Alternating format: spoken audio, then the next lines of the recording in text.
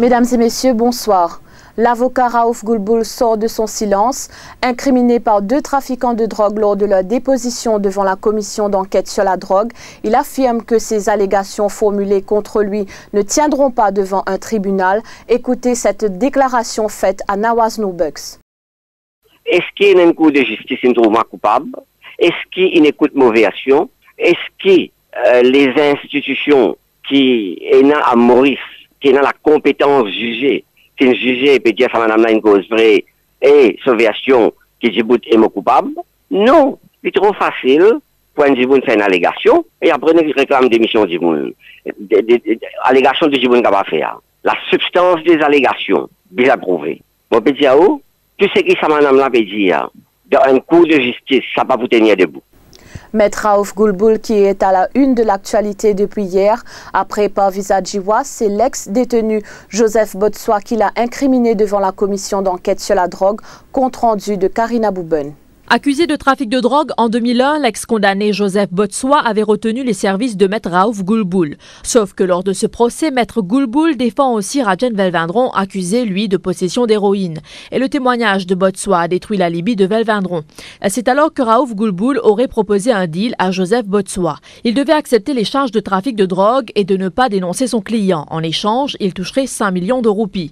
Joseph Botswa dit avoir refusé cette offre et a changé d'avocat. Il affirme par la suite avoir écrit au chef juge d'alors à 5 reprises ainsi qu'au DPP pour dénoncer Raouf Goulboul et que durant son incarcération, il avance que d'autres détenus auraient tenté de l'empoisonner.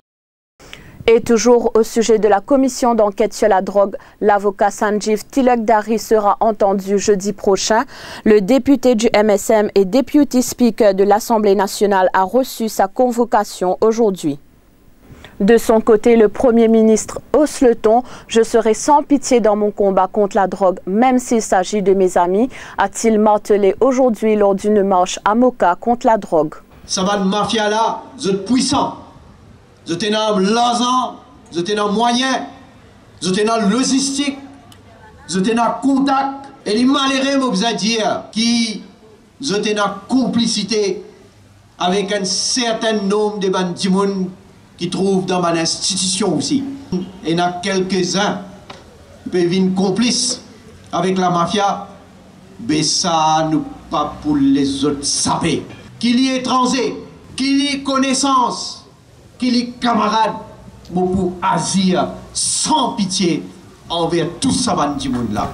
Changeons de sujet. Le métro express roulera à une vitesse de 25 km/h dans les zones résidentielles et jusqu'à 80 km/h ailleurs. Précision du ministre Boda ce matin lors du lancement de la nouvelle Smart Card de la compagnie Rosil Transport. Et demain, nous vous lançons un request for proposal pour une carte nationale qui peut servir à taxi, qui peut servir donc bis et train.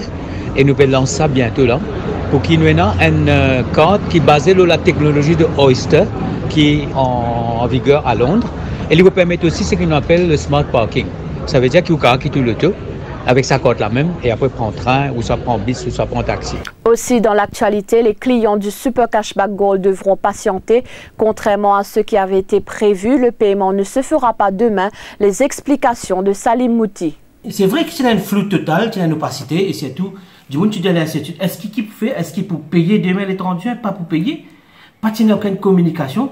Faudrait ce matin, nous, dans MPFL, nous prenons rendez-vous avec le CEO, M. Issari. Il est là, il explique nous que le gouvernement pas peut faire paiement demain parce qu'il y a une nouvelle formule qui peut projeter bientôt. Demain, je vais mettre communiqué, informe un client qui paye un paiement peut faire l'étranger. Capable de 2 mois, il est là pour faire commencer un paiement, un one go payment, et une fois pour toutes pour payer. Et à Britannia, un handicapé de 60 ans a subi de graves brûlures après que sa maison ait été la proie des flammes. Il a été admis à l'hôpital Victoria ce matin. Son état de santé est jugé sérieux. Et à l'étranger, le gouvernement britannique a l'intention de demander l'ouverture d'une enquête approfondie sur le rachat de Sky par le géant américain Fox. Et nous terminons ce journal avec cet anniversaire qui a marqué les esprits hier. Olga Hippolyte a 114 ans. Reportage de Salim Sheikh Daoud. Quelque chose m'a mangé, mais c'est le bain d'un mort.